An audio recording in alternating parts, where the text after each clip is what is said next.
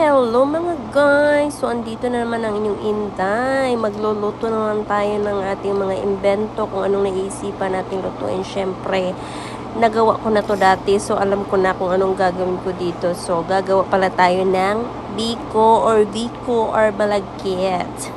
So, nabili ko to sa Asian store, guys. Ang ating malagkit, medyo matagal na itong nakatago sa ating pantry. So, ngayon lang ko talaga naisipang gawin siya, guys. So, ayun na nga, guys. Bago natin isa lang ang ating malagkit, lanisan muna natin para matanggal yung mga unang mga abog-abog, guys.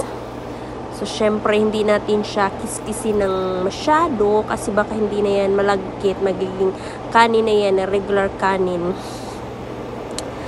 So, alam nyo guys, dito sa Amerika guys, hindi sila mahilig kumain ng kanin. So, ewan ko na lang kung sino ang uubos ng aking biko. Syempre, nung pagdating ko dito guys, meron na silang rice cooker kasi nag-request na ako na kailangan meron tayong rice cooker para pag gusto kong kumain ng kanin, alaman isasain ko dyan sa yung kaha nyo or dyan sa microwave nyo. Syempre, binuksan na natin ang ating mahiwagang coconut milk. Sa ating guys, talagang magkudkud pa tayo. So dito guys, wala nang kudkud guys. Magbukas na lang tayo ng mga dilatang mga coconut milk.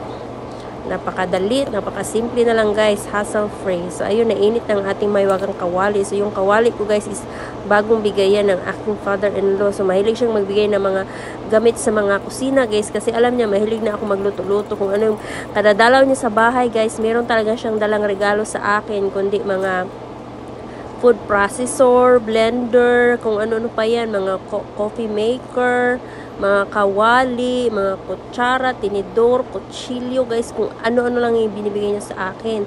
So yan na nga guys, kasi 1 cup yung 1 and 1/2 cup naman yung ating malagkit. Sinukat ko na rin yung aking asukal guys. So hindi ko na nilagyan ng 1/2 cup, 1 cup na lang kasi masyado na ang matamis guys. So iba ka diabetikin tayot ba, no? So, ayan, hinalo ko na siya, guys. And then, hanggang sa kumulo siya at medyo lumapot-lapot na siya. And exactly that time, guys, is medyo naluto na rin ang ating kanin. So, hindi ko siya masyadong hina-high heat kasi baka masunog yung ating coconut milk at ang ating asukal. Baka magiging latik na yan.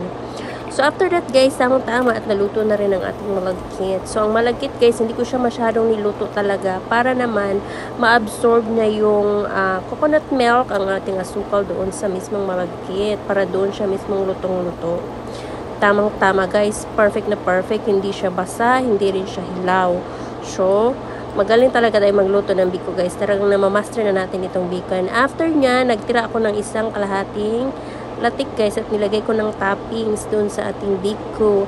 So ito guys is nakita ko na naman sa mga video dumadaan sa aking newsfeed, no. Alam nga naman ang take note tayo hanggang ngayon. Nilagay ko na ngayon siya sa oven para na maging ganito. Ayan, malutong-lutong ang ating biko guys. So thank you for watching. Sana may